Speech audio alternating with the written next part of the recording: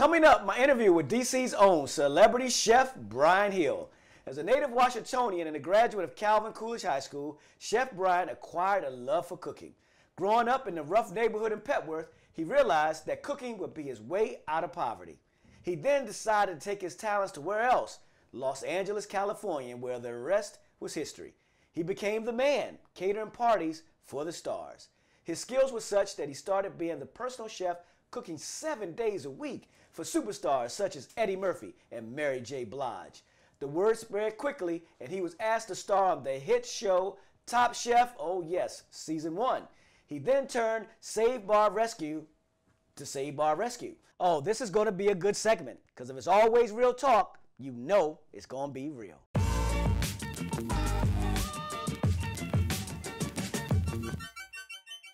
Say what you've done, and for those that you know are out there, we've known each other for a long time. So when we start talking about have always real talk, we have an always real talk tonight. Yeah. And we go back a long way. You are my brother, like you are my brother without the mom. You know what I'm saying? Like you are my fucking brother. Excuse my French, right? But I want the viewers to walk through a couple things, and that is Chef Brian, celebrity chef for the stars. Walk me through how you get involved in food, just food itself. Like, walk me through that. Okay. I like food, but right. And no, you do like food. I do know that. Okay? Oh yeah, I love from the age of 13, I know that. So, great question. All right, I'm gonna start it just like this.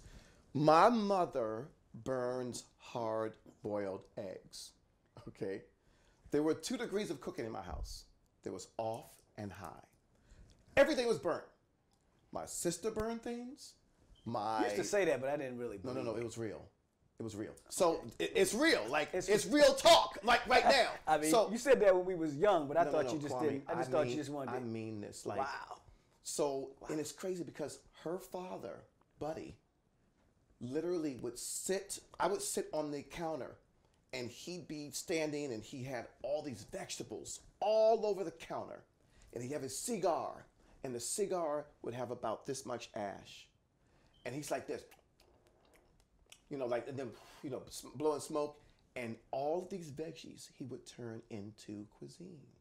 And I watched this. I sat on the vinyl tables. The vinyl table. You know what I mean? You know, that was 80s. That was in the 80s. Exactly. Early 80s. Early 80s. Yeah, exactly. Early 80s. So, and early and late 70s. And late 70s. So here's the craziest part. He made everything from scratch, and it was all, I just want you to know, he didn't put any kind of byproducts in. Okay. All this shit was vegan. So the sauces were actually vegan. And this was late 70s, early 80s. This is real. Wow. So now my grandfather is making food from scratch. I'm watching this as a young child. I don't really know what this means, but clearly it inspired me. Yes, my mother burns hard-boiled eggs. So I'm pretty sure that's what got me to this point. And so I can blast off into that culinary, you know, experience. Now, I've heard doing the research that you was watching PBS or. I know, and I used to talk about this with y'all too, with you in college. And let me tell you, when you talked about PBS and talking about some cooking show, I couldn't pronounce the name of the person, whoever the cooking show was after. So you know what I'm talking about. See, I didn't do that. I didn't watch PBS. No. You're the kid but that watched PBS. You knew I watched PBS. Yeah, because you used to say, I was just there watching PBS. I can't come out right now. Yep. And I'm thinking, what was he, you know. Why? I didn't understand that. On a Saturday. On a Saturday. Well, so tell me about your PBS shows that you... When you and I and Colin weren't washing cars, I literally was at home because this was my solace. So my father left us when I was 9, police officer, 4th District, you know, and the creed of a police officer, as you well know, because you deal with the city, is to protect and serve. Well, he didn't protect or serve us, which is sad, you know what I'm saying? But I mean, it's not like, you know, I'm angry, because therapy helps, by the way, just so you know, 10 years of it, just so you know, like real shit. Yeah, you already know this anyway, but I'm just telling the viewers. What I want folks to understand is me watching PBS was solace. It was my way out of all the crazy shit going on at the house. So literally, you know, Jacques Pepin, Julia Child, The Galloping Gourmet, Graham Kerr, And then of course PBS progressed, and then there was Lydia Bastianich. As a matter of fact, her son is Joe. That was one of the judges. And I just researched it because we doing the show. Right. So I was like, I got to know something. Right. So I figured I couldn't pronounce all the names. Right. But I looked them up and I said, but you know what I'm talking about. I know what you're talking about. Now, well, you mentioned it many times for a long 40 years time. ago. For a long time. For a long time. Kwame, all of this shit inspired me, and it kept me where I was like, okay, if I just keep working, let me just keep working, because what happens is no one else is cooking. So it's not like it's a bad thing or it's weird. But you said someone was cooking initially.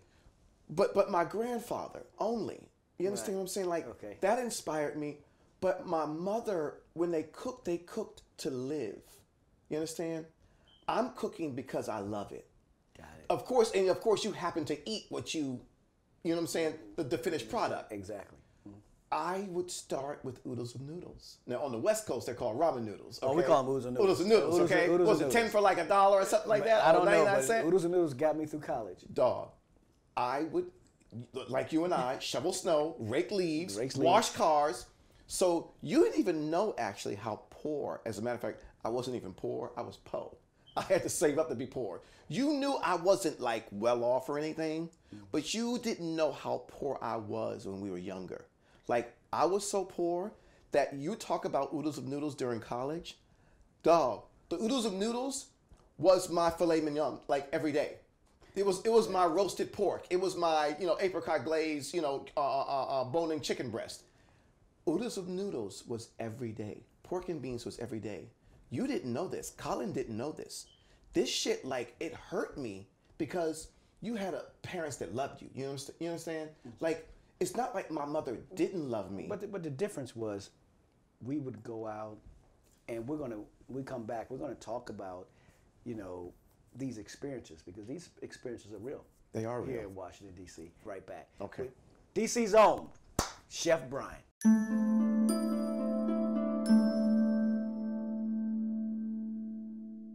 Welcome back. We're with Chef Brian, and now we're here talking about, is it the Penn Tower Hotel? Hotel. Yeah, it's right across from Chapin Children's Hospital of Philadelphia, University of Pennsylvania, Philadelphia Hospital, directly across the street. Civic Center Boulevard, as a matter of fact. Now, that's a story.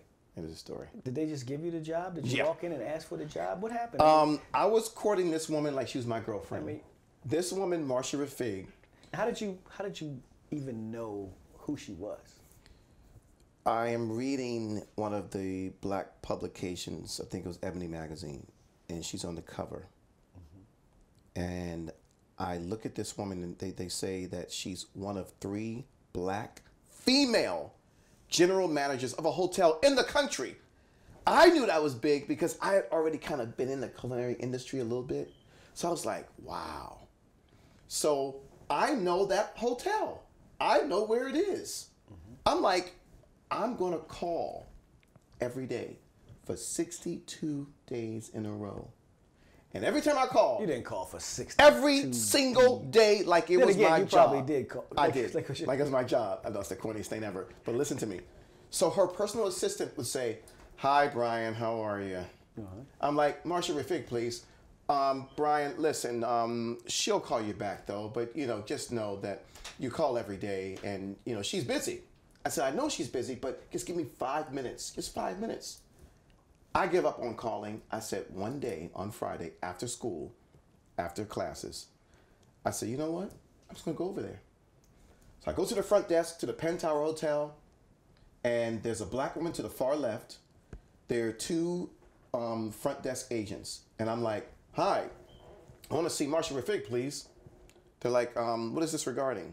I'm like, well, I've been seeing and reading about her, and I want a job here, and I heard that she's one of 3. So you just went straight to the source, to the front desk, straight to the front desk. So there's this black woman to the far left of the front desk. Now remember, I only saw this woman in a magazine, so I don't really know how she looks if I was to see her. I mean, if she said, Marcia Rafig, I'd be like, oh yeah, of course you are. So to the far left, but I don't pay attention to her actually, and they're like, well, who are you? I'm like, I'm Brian Hill. So she looks at them. They look back at her. I look at her, I look back at them, and then she says, "So you're Brian Hill, huh? Come with me, son." So it was her. It was her. She takes me into the hotel restaurant. She says, "What can I do you for? How can I help you?" I said, "I want to learn everything there is about the hospitality industry." She said, "Okay, I'm gonna give you a job as a bellman." I said, "Oh, a bellhop?" She said, "That's a little old." She said, "We call it a bellman now." Okay. Okay. Between the time I got the bellman job to 11 months later, I had 7 different jobs. She kept just bringing me from one job to the next. She said, "Okay, you're finished there. Let's move on." I didn't understand why people hated me at the hotel, all the other employees. I didn't understand how great it was to be hated back then. Now she was the general manager of the hotel. This is 91, 92. But she was the general manager. General manager. And she just said, "Hey, did she realize you've been calling her all that time? Of course. Because she said, "Oh, so you're Brian Hill." So she says, Kwame Brown, like, "So you're the guy that's been calling me 62 days in a row." So now she just takes me into her wing. Who was your last job there? Front desk supervisor. So I went from Bellman, busser in the restaurant, server, room service waiter, room service supervisor, prep cook, salad, saucier, on to sales, catering sales. Okay. And then front desk agent, and then front desk supervisor in 11 months. People hated me. They hated me. So you was there, and then you decided. So when she left, she left because she went to I think to she left the hotel, went to another hotel. The other hotel, or to be a professor, I think, something like that. And when she left, I knew I had to, because I was like, the jig is up for me. I was like, they hate me anyway. I'm like, I'm gone. But that was my real education, even though I dropped out of Temple University. So that was your degree? That was my degree. No, listen to me. That was your degree. You know it looking at me, because I can see the way you're looking at me. Yeah. Kwame Brown, what she did for me, that literally changed the course of my life for the better. It's amazing what those that are out there that have the ability to touch one life could actually do. She changed my life times 10, man. So you was at Temple, and then how did you get to LA? Because I want to get to this LA and the stars and all this stuff, because that's a good place to be. When we come back, we're going to talk about Chef Brian's pilgrimage from Washington, D.C. Now we know you're in Philadelphia to Los Angeles, California. We'll be right back.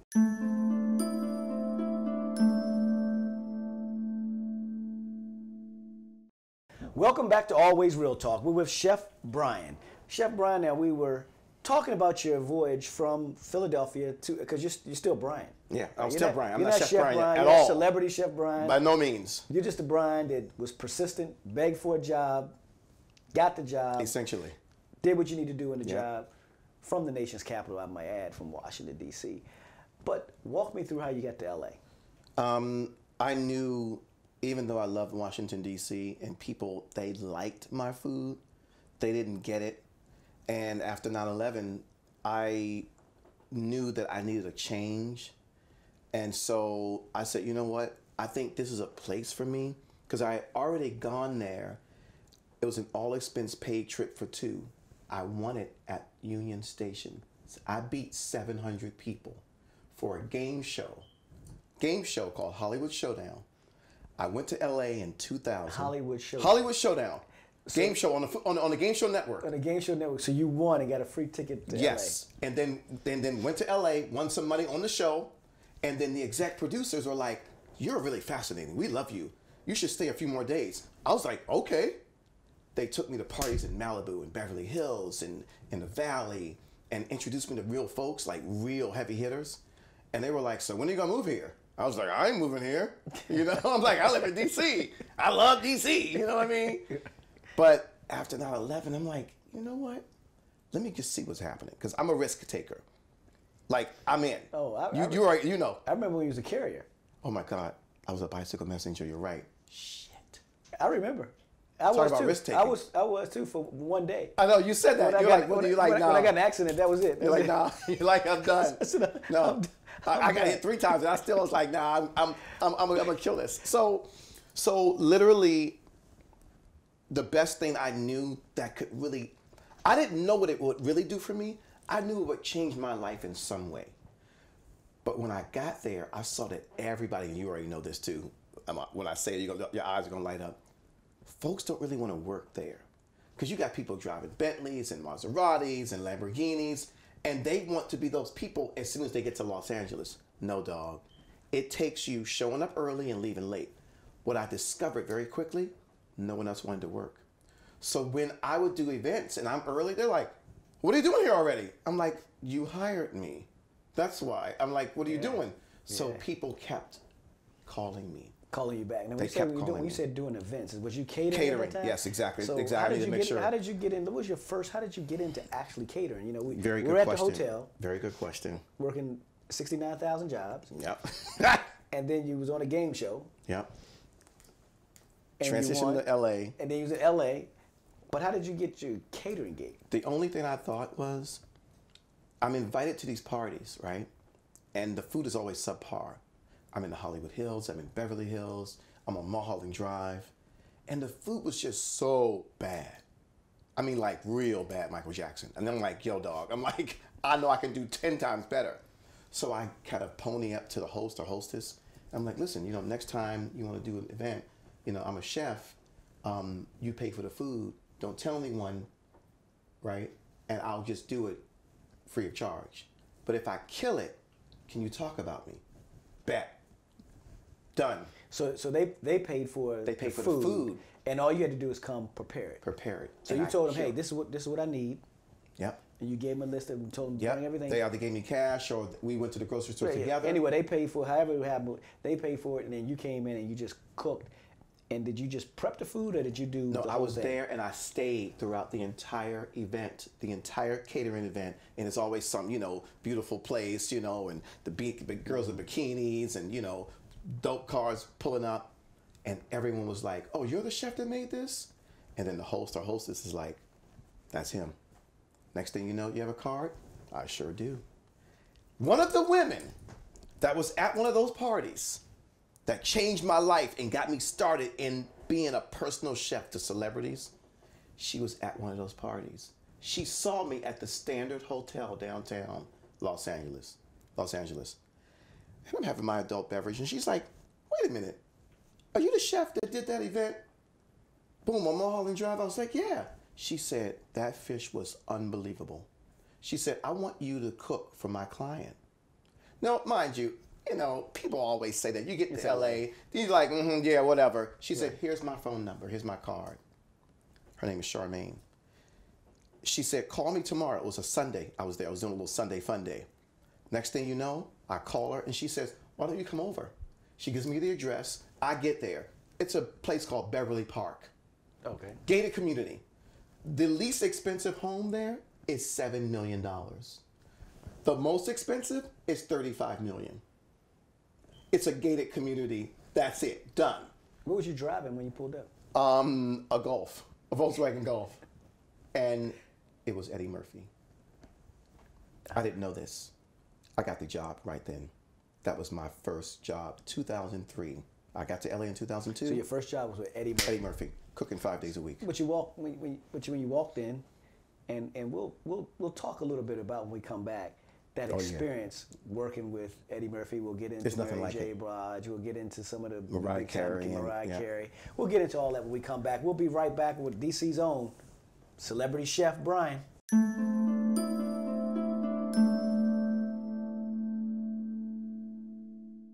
Okay, and so you was telling us about your Eddie Murphy experience. And your first job, you get up to the gate, you get to the door. The door. Okay, so ironically enough, you said the door. Well, we're driving the Volkswagen Golf. I'm driving a Volkswagen Golf, okay, with DC plates on it, by the way, just so you know, just so you understand. And I pull up to the gate, and there are like 6 security guards just for the front gate.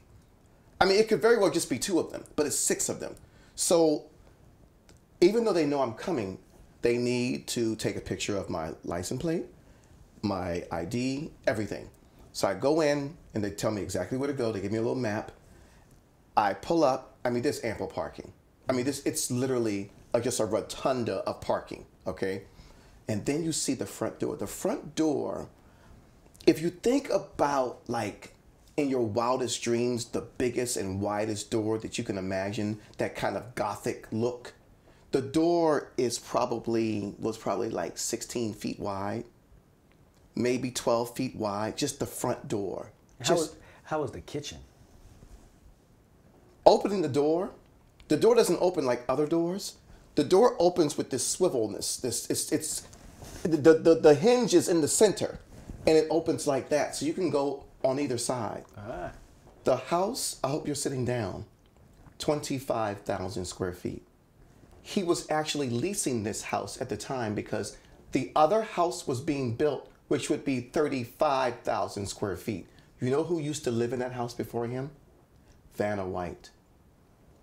Crazy. They were leasing a 25,000 square foot home. Leasing it. I'm like, where am I? I'm in Los Angeles. So, kitchen. How long had you been in Los Angeles at that time? 1 year. Okay. Yeah. So all this was still new to you. Yeah, very new. Going into a 25,000 square foot home, like I had never been in a 5,000 square foot home. You know what I'm saying? Let alone 25,000 square feet. I know this because the maintenance guy, he had a on-site maintenance guy. The kitchen was 1,100 square feet.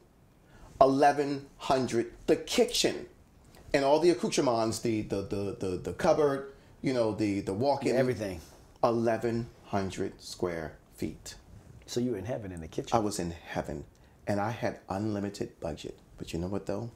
I want you to really understand something, Kwame. You already know this from me. Because he's a black man, I never called him Eddie. And the assistant said, no, you can call him Eddie. I called him Mr. Murphy. Because first of all, he's black. Number two, I didn't want him to think that I thought we were friends. Because I showed up early and I left late. If they needed something, if like Sugar Ray came over or like Katzenberg came over, Jeffrey Katzenberg or whoever else came over, I had to make food for them as well. When his boys came over. So when they come in, do they just say, hey, I like to have this, and then you just make it whatever it was? Literally, on demand. So sometimes But you have to have the food there to actually make it though, right? Yeah. Or they would go get it. No, but you can say to them, listen, you know what? I don't have this right now. I can go down the hill, and then you get them an ETA. You're like, okay, so you want this omelet, or you want this, the jerk chicken, because I would do the jerk chicken bone in on the grill, and the grill is inside. Okay, just so you know. Huge grill, okay? 42 inches, the actual grill. And so Paul Mooney was asking, I think, for Belgian waffles. And the actual Belgian waffle maker somehow died. They only had one in the house. I'm like, huh? So I had to go down to Williams-Sonoma to get a Belgian waffle maker. And I told Paul Mooney, I said, give me a couple hours. He said, I'll be here all day. I can't do the voice though, really. But you get where I'm going. I get what you're going. I literally got back there in like under an hour. And I whipped up the mix and made them these beautiful Belgian waffles. And the next thing you know, what happens? Everybody else that was there. So I'm making waffles. This is like after lunch, by the way. And now mind you, as you're making breakfast, you're starting to make lunch. As they're eating lunch, you're starting to make dinner. Right, because you're prepping. Exactly. So he's now messing up my entire rotation because now I think I made 7 Belgian waffles. And who else was, it was you? You didn't do us by yourself. All by myself, no help. So you have to be efficient. And you have to run that kitchen like a restaurant. Every time. You have to make certain it's clean, it's functional, and things are marked. Dates, etc. And anytime they gave you money, I put a receipt. See, remember, this is still a job. So there are checks and balances still. Mm-hmm. And I, as a black man, I want people to understand, you work for another black man or woman or a couple, mm-hmm. Don't act like you're friends. Just because you're black, it doesn't make a fucking difference. Like, that's still your employer. Say, Mr. Murphy, Mrs. Murphy, Mr. Brown, how are you, sir? Good morning to you. Don't act like you're friends. But I tell you one thing that made me loosen up, because I would always on Saturday, all the kids would go, all the 5 kids would go and go shopping, and the oldest was Bria. They were nice. They all called me Chef Brian, sir. They were so respectful. They were amazing. On Saturday, I would have the radio on, or a CD, you know, because it was 2003. Right. So I put the CD in the boombox, right, and I'm playing Sinatra. So Eddie Murphy comes down, and he always came downstairs for 2 things: orange slice, soda, or Lipton hot tea. And literally, he would come down and he would hear my music, and I had the Summer Wind on, Frank Sinatra. The summer wind came blowing in from across the sea. So he came down, he started singing a song. And this counter set 42 chairs around, right? So I'm in the center. And so he started singing. He said, "Now you, chef."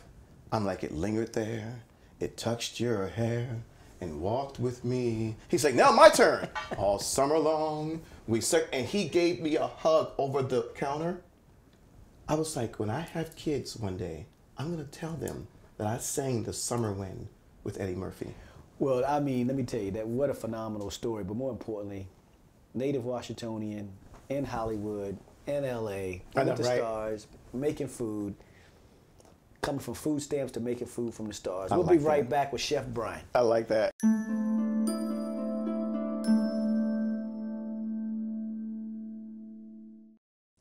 Welcome back to Always Real Talk. We're finishing with Chef Brian.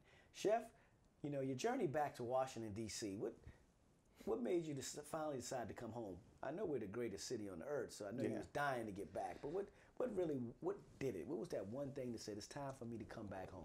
Well, I mean, what I always had a dream in my mind is to come back and be the hometown boy that made it. That's everyone, I don't care, woman or man. That's their dream. Exactly, LeBron. Yeah. So I'm the culinary LeBron. I wanted to come back home because I made it.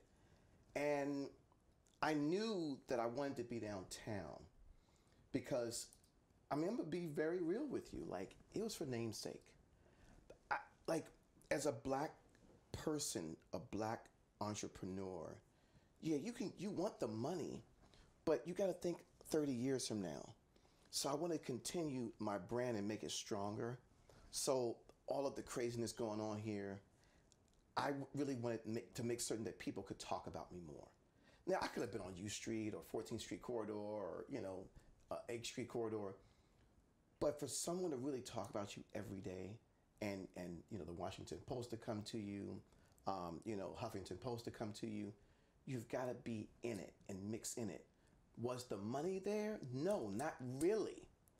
I made some nice money, but it wasn't big, as if in comparison to 8th Street or you know, or U Street or 14th Street corridor. Mm-hmm. So I came back because I'm like, I have a great menu. I cultivated a great menu. I knew that I would make certain to cultivate also that customer service, so those two would meet and merge.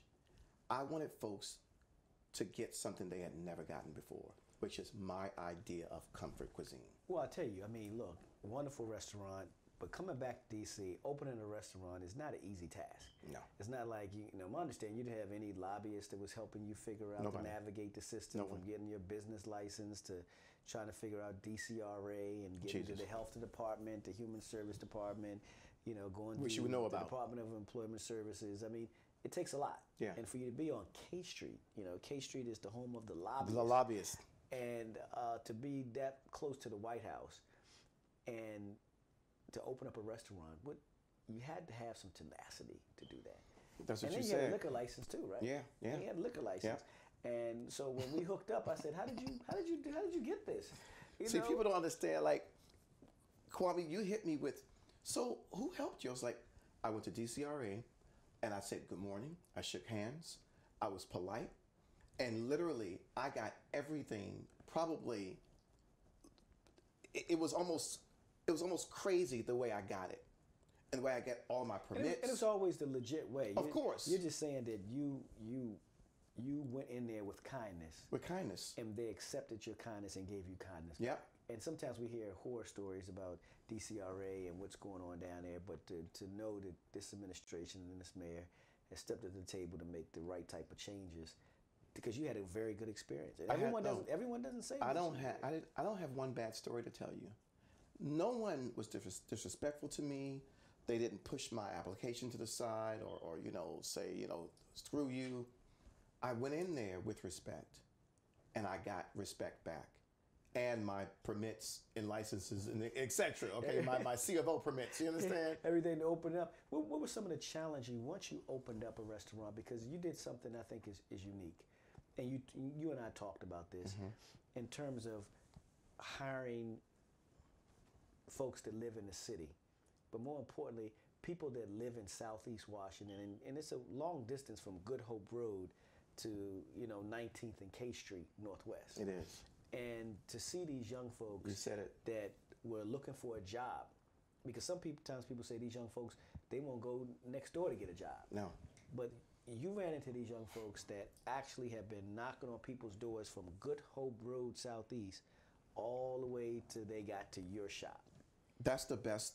When you said it a long time ago, like a year ago, you were like, Chef Brian, how did they find you at 19th K? Yeah, because I don't go down to 19th K. Like, I come down because of your restaurant. To come to my restaurant, that's it. Other than that, I mean, DC is so hot, you can go anywhere to get anything. But to see these young folks somehow get there. They personally sought me out. Like you said, they were knocking on doors. They just happened to come into Chef Brian's Comfort Kitchen. When they see this black face, and they're like, this guy has to be the owner. So they're like, but they're already defeated. And what they're thinking at this point is, they're not going to get the job. Because what they're thinking too is, there's this black on black crime of like, he's not going to help me. Kwame, it is my purpose times 10. It's not like I won't hire other people, but the brown people, they seek me out and they come to me. And then when they start to get to know me, they're like, I think he's on my side. And I'm like, yeah, I am. But let's walk through the experience you had with a young person coming in the restaurant. How was that experience, looking for a job? From the time they came in, they were defeated. They gave me the feather shake. How do you say defeated? I mean, they were defeated. They're so you and I, we look each other in the eye. Right. They were like this is the shake, the feather shake. This is the feather shake. It was almost like, I was like, why are you shaking my hand like this? And I did this to them. I was like, give me a shake, Right. They're like, oh, okay, sir. And they were like, well, you probably won't hire me though. I was like, that's it? That's all you got for me? And they were like, well, I mean, you look like you have enough employees. I was like, so who owns the place, you or me? Right. You know what I mean? Like, what side you're on here, okay? So once I said to them, and I would ask them directly, do you mind showing up early and leaving late? And they were like, but they didn't ask, like, what do you mean? I was like, you don't understand what I'm saying, do you? I said, if you're doing it at 8 o'clock, what time should you get here? Oh, at 8. I said, 7:30.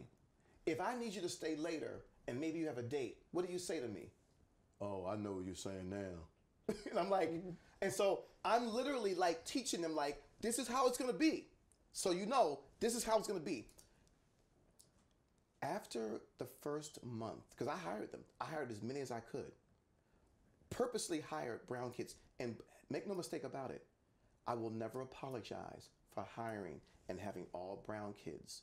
It's not that I don't want to hire anyone else, but whoever comes to me and I see that they're underserved and underprivileged, I'm going to make certain that I teach them. It is now up to me. It's up to us. The weight, yes, exactly. It is up to us. It's up to us. And we come back, we're going to talk about 2 items. One, we're going to talk about the menu. We need to hear the menu story. Yeah. And after we hear about the menu, we're going to talk about next steps for celebrity chef Brian.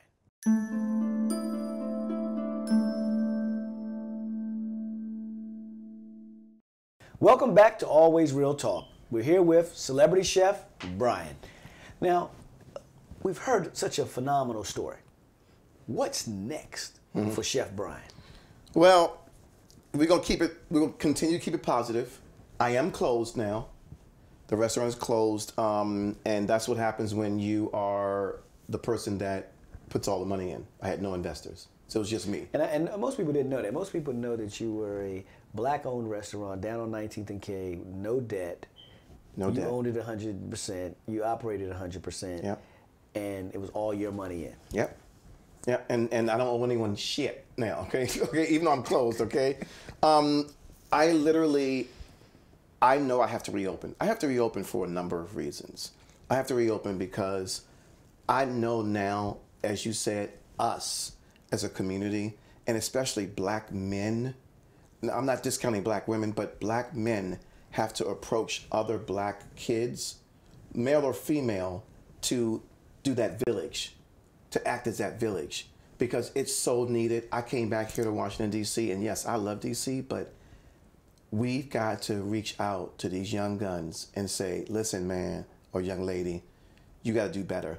Like Maya Angelou said, when you know better, you do better. That's the only way you can make it. Mm-hmm. So I got to reopen Chef Brian's Comfort Kitchen. There's no two ways about it. I mean, I even put on my little Facebook page, you know, kind of a grassroots operation, you know, to try and reopen. And you're looking for anywhere in particular in the city? We might have someone's out there watching it. And they're looking, you know what? Let me say, I know that you know, tried hard to open up your second restaurant and, you know, east of the river. Yeah. And unfortunately. And I wanted to desperately. And unfortunately we got, you know, hopefully people there will start to understand that it's okay to have a person of color come in and bring fresh food to a place that actually needs it. Yeah. But we'll save that for But I'm glad you time. said that, actually. I mean, because it's always real talk. Yeah. You went to a person of color to talk about leasing a spot, and somehow it didn't work out, or they didn't seem to be interested in bringing fresh food over to the east of the river, which really amazes me. But that's going to be for another show. But that's what people want to talk about. We got to keep it real here, right? We don't have fresh food east of the river because, you know, there are people that don't want to go over there. We have it because people that own